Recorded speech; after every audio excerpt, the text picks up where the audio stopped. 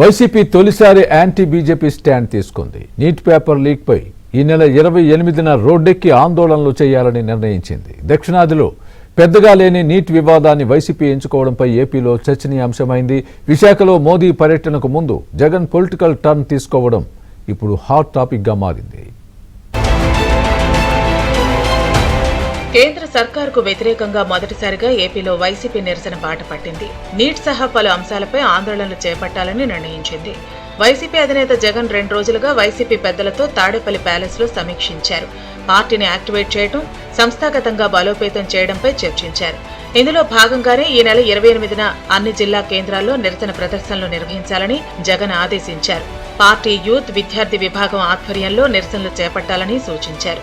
ఇందులో ప్రధానంగా ఏపీ డిఎస్సీలో అక్రమాలు, నీట్ పరీక్షలో జరిగిన తప్పులు, నిరుద్యోగ భృతి, ఫీజు రియంబర్స్మెంట్ బకాయిలపై ఆందోళనలు చేపట్టాలని పిలుపునిచ్చారు.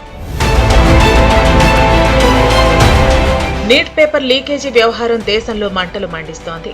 కాక్రోచ్ జనతా పార్టీ ఆధ్వర్యంలో నిర్వహిస్తున్న ఆందోళనలకు ఎన్డీ కూటమి పార్టీలు మద్దతిస్తున్నాయి. ఈ తరుణంలో జగన్ సైతం ఆందోళనకు పిలుపునివ్వడం చర్చనీయాంశమైంది. జగన్ అధికారం కోల్పోయిన తర్వాత పలు సందర్భాల్లో ఎన్డీఏ ప్రభుత్వానికి మద్దతిస్తూ వచ్చారు. అమరావతికి చట్టబద్ధత కల్పించే సవరణపై మాత్రం జగన్ పార్టీ ఎంపీలు పార్లమెంట్ నుంచి వాకౌట్ చేశారు. నీట్ పేపర్ లీకేజీ విషయంలో విద్యార్థులకు న్యాయం చేయాలంటూ ఎక్స్ లో వైసీపీ పోస్ట్ చేసింది. విద్యార్థుల భవిష్యత్తు కోసం పోరాడతామని స్పష్టం చేసింది. ఎన్డీ కూటమిలోని పార్టీల తరహాలోనే ఆందోళనలకు వైసీపీ ప్రణాళికలు రూపొందించింది. మేము కాక్రోచులమేనంటూ 2 వారాల క్రితం జగన్ రెడ్డి ప్రకటించారు.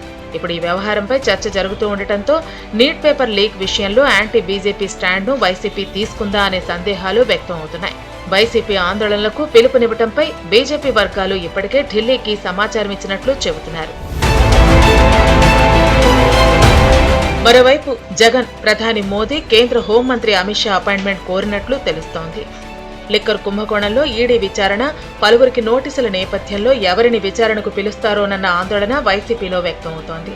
ఈ క్రమంలోనే జగన్ అపాయింట్మెంట్ కోరినట్లు చెబుతున్నారు.